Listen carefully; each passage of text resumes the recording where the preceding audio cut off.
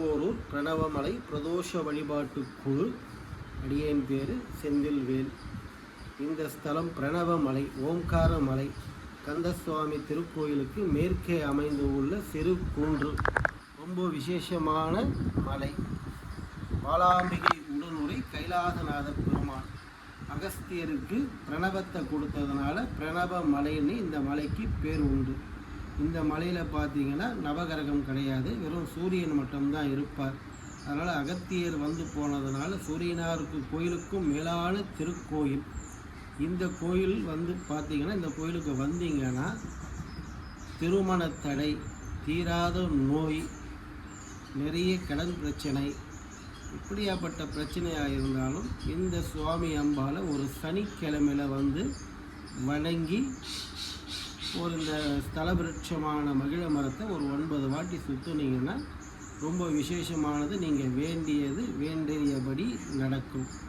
அதுவும் நீங்கள் எந்த பிரார்த்தனைக்காக வரீங்களோ ஒரு முழு இளநீர், ஒரு ஜாக்கெட் பெட்டு, 5 ரூபா குங்குமம், 5 ரூபா மஞ்சள், எளிய முறை பரிகாரம்.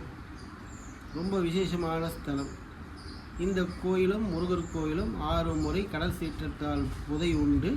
7வது முறையாக ஸ்ரீமத் சிதம்பர சுவாமிகள் மீனாட்சி அம்மன் அருள் பெற்று மதுரையிலேருந்து இந்த திருக்கோயிலுக்கு வந்து 7வது முறையாக பூரண அமைச்சு கும்பாபிஷேகம் செஞ்சார் இந்த திருக்கோயிலெல்லாம்.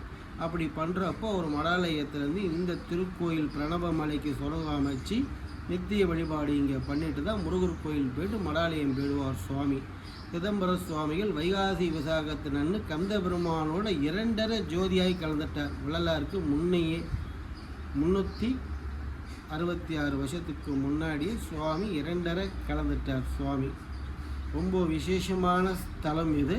இந்த கோயிலுக்கு திருப்பூர் கந்தசுவாமி திருக்கோயிலுக்கு வரவங்கெல்லாம் இந்த கோயிலுக்கு கண்டிப்பாக வாங்க, நல்லதே நடக்கும். நம்ம கோயிலுக்கு இந்த குரு பூஜை இந்த வருஷம் எப்போ வருது? வர 30ஆம் தேதி வைகாசி விசாக குரு பூஜை சிதம்பர சுவாமிகளுக்கு மக்கள் எல்லாம் கலந்து கொண்டு சுவாமி எல்லாம் வல்ல வள்ளி தேவசேனா சமேத கந்தசுவாமி அருளும் பாலாம்பிகை உடனுரை கைலாசநாத பெருமான் அருளும் குருவருளும் திருவருளும் பெறுமாறு அன்புடன் கேட்டுக்கொள்கிறேன்.